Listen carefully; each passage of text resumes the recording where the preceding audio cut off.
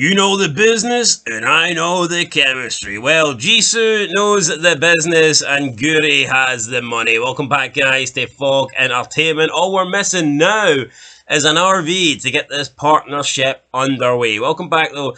It is episode 4 of Extracurricular. Time to review it, and yeah, last episode 3, in the review, we missed out the part where the police officer turned up at the motel because they were investigating prostitution. They were investigating it, and because there was a potential student there that was under the age of 18, they're taking this very seriously. So you've got this added element now of the police getting involved, which obviously Jisoo doesn't know about right now, but that's going to be another obstacle, I am sure, down the road. But speaking of obstacles, we've got all the bullies here. They're eating their lunch. They're eating these like weird fucking noodle things, and I don't know what they were, but they didn't look very nice.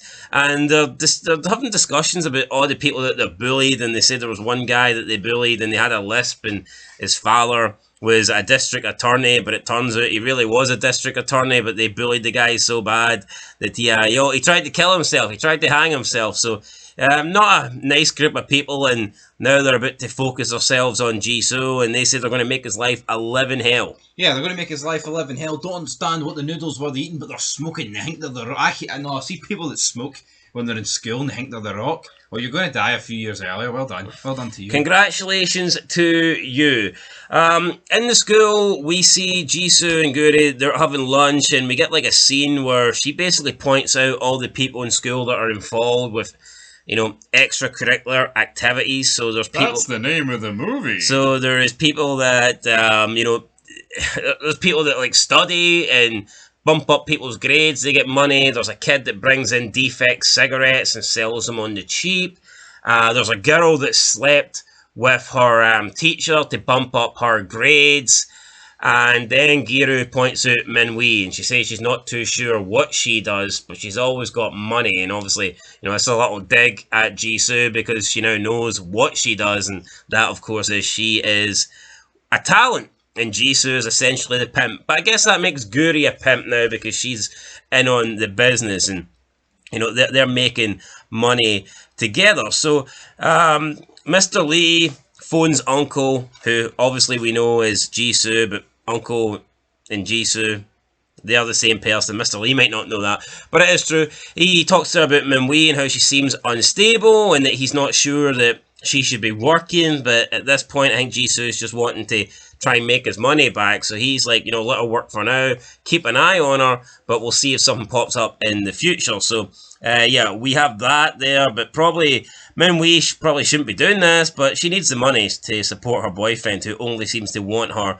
for her finances. So they begin getting some jobs, they begin seeing the money come in again. It's a slow process. Yes, Jisoo had a lot of money, but when you factor in the cut that he gives to the girls and you factor in the cut that he gives to Mr. Lee, you know, he is getting like a smaller portion of the pie here, and now he has to give Guri a cut. So yeah, he did have a lot of money, but we have to believe he's been at this for quite a long time. And it's not like he's just going to be able to make millions overnight. It's going to take a long time to get that sort of cash back. Yeah, and now factor in he has to give Guri more.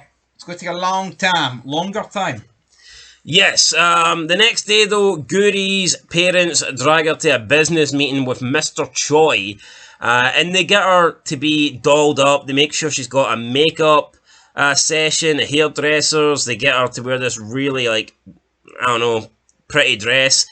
And it almost feels like they were trying to, like, pimp out their daughter to this guy because he's an important businessman.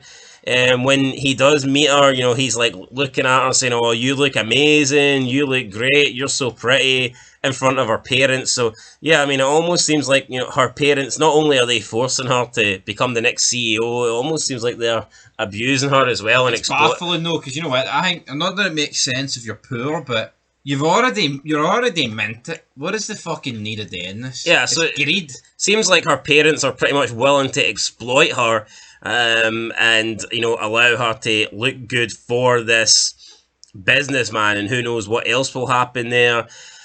She also, though, took money out of the locker earlier in the day. Jisoo goes to collect his money. He goes to keep an eye on things, and he notices that there's more missing than there should be. And he figures out that she's took a 50-50 split. So they meet in this restaurant later on that night. I think Jisoo's taken a little bit back about how good she looks, but he basically says that he's not really happy with the rate. And she says, like, I agree, it's probably not fair. She offers a 60-40 deal, but he's like, absolutely not, 90-10. She doesn't think 90-10's fair, so therefore we get a little phone call to the police. But Jisoo's like, no, doesn't matter, keep it 50-50. And then she offers 70-30. Which I guess was nice of her to offer the 70-30 rather than the original 60-40. But she could have just accepted the 50-50 because at this point, I mean, she had Jisoo over a barrel. Over the police shotgun barrel. Again, pretty pathetic tactic though. It's like almost ratting on him here. It is ratting on him. Now, he kind of needs somewhere to keep his money. He doesn't really want to keep it in that safe anymore. So he's going to put it in his locker. Originally, he has it in his bag, but he doesn't really trust Guri, so he's reluctant to leave it behind. She says he should leave it in school. He tries to put it in a school locker, but the bullies have let off an ink bomb, and everything in his locker's ruined. So he can't really keep his money in his locker if the bullies are going to break into it, because they could steal his money. The detectives then turn up at the school. So we get the female detective turning up at the school. She finds Katie smoking behind the bins, and he pretends that he's never smoked in his life. It was his first time trying it, and he acts like he's choking out here and that smoking's for losers, and he says he won't do it again, and he orders all his wee cronies to put out their cigarettes and listen to the female detective here. He was acting the big man, but when he found out it was police, he kind of shat his pants a little bit. Collapsed.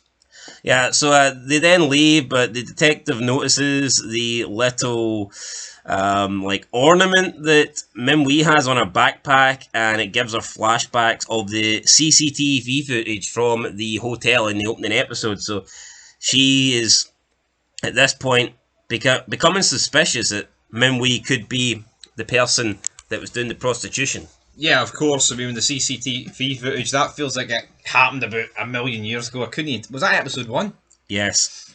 Well, no, I mean, that scene happened in episode 1, but she didn't look at the CCTV footage until episode 3. Well, that's what I'm talking about. That's what I meant. But yeah, I mean, it's good that they're following up on that. I like the fact you've actually got characters within the detective side of it, the police side of it. Because I feel like if you just went with a dynamic of these two teenage kids running a prostitution ring, it would get a bit bland very quick. Yeah, Jisoo continues to get bullied, and but they're more playing mind games. They're trying to fuck with his head, just like they spoke about earlier in the episode. Initially, they spoke about that kid that they messed with so bad that he tried to kill himself. So I think that's what they're trying to get Jisoo to do, trying to get him to kill himself. Guri, though, wants to start making more money. She doesn't think they're making enough. She's trying to pressurize Jisoo into using the judo guys, but he says, look, I'm not going to call them. We're not going to use them. She gets a bit upset, thinking it's double standards. So what? You're happy enough to sell women, but you're not going to sell men. She's not happy about that, but then he has to dumb it down to her. And he explains, look, these are judo guys. These are guys that are capable of taking care of themselves. These are fit guys. These are muscular guys. Why the hell would they need to pay for protection? Why would they need to pay somebody to keep them safe? When if they wanted to sell their bodies, they could do it themselves and keep 100% of the profit. And at this point, Guri's thinking, maybe I don't know everything about this business, and maybe I should listen to Jisoo, because he's got a good point here. No, he's got a good point, right? But it's not groundbreaking. Obviously, it makes sense, because if these guys are straight, they're not going to be sleeping with fucking men, which, realistically, are the only people they need to defend themselves from. They're going to win 99 times out of 100 against a woman if it came to, like, a security risk. Yeah, especially if they're judo guys as well. Like, yeah, so, come on, Jiru. Wake up and smell the coffee. Yeah, so Guri, at this point, realises maybe the judo guys ain't a good idea. So for now, they're just going to have to settle for using the women. But I think some of the other women hookers or the prostitutes, they're not really happy the fact that they were out of business for so long. And they've started looking at other avenues and other ways to earn and other businesses to go through. Obviously, they want the protection of Mr. Lee, and they've been trying to get away from that. The leader, whose name is completely Seung-mi. So Seung-mi wants to try and go for like a different agency. Min-wee says that she doesn't want to and she doesn't feel comfortable without working with Mr. Lee because Mr. Lee protects him, keeps him safe.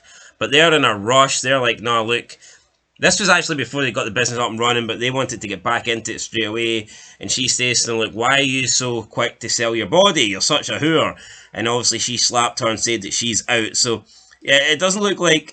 The whole setback has basically caused Jisoo's group to have a little bit of friction and they're not working as much and he's just not making as much money as he was before. So, yeah, that isn't very good. The next day, he's in school. Kitty says, look, let's put this stuff behind us because he knows that Guri stepped in. She says that she's dating him now, so basically hands off. No one can really understand why they're dating. Guri's friends think that Jisoo's a loser. Why the hell are you dating this guy? But she's going to vouch for him. She's saying that she's dating for him, and this basically means that Katie won't touch him anymore because she's friends with the judo guys, and if they touch Jisoo, then she'll get her judo friends to touch them, and they won't like it. No one likes getting touched by judo guys. Yeah, so especially Kente, he doesn't like that stuff. Yeah, they'll touch Kitty, and he definitely will not like it. So he's trying all the ways to fuck with Jisoo, and he thinks, well, we can't really attack him physically, but we can attack him mentally.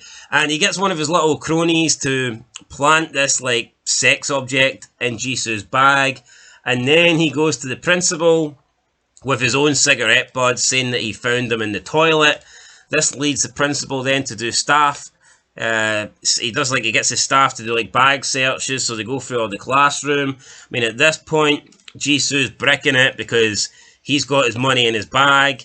Guri's bricking it because if Jisoo goes down, then that's her chances of making money gone.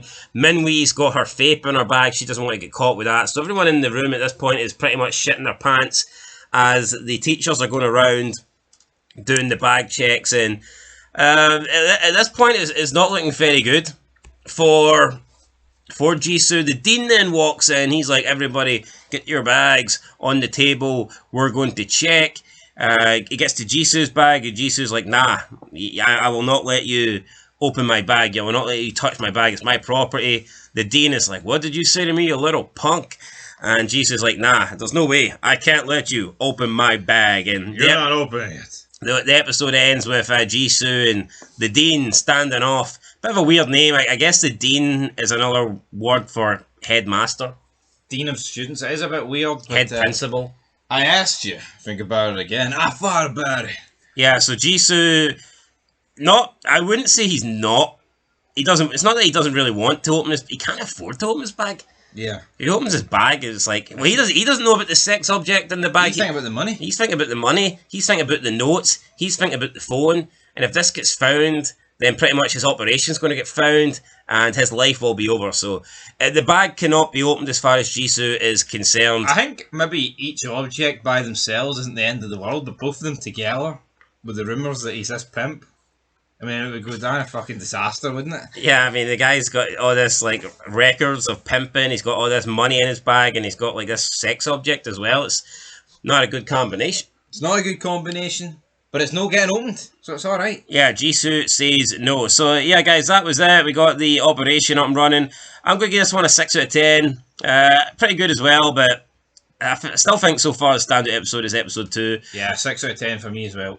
So, yeah, guys, there you go. Will Jisoo open the bag? Will he not open the bag? We'll find out in episode 5. And if he does open the bag, is that his life over? It pretty much could be, but, you know, there's more than just Jisoo's life and, you know, reputation riding on this. There's a lot of people here not wanting to open their bags. So, yeah, we'll see what bags get opened next time out. But hopefully you open our review, click that link, and we'll be back with episode 5. Till next time, peace.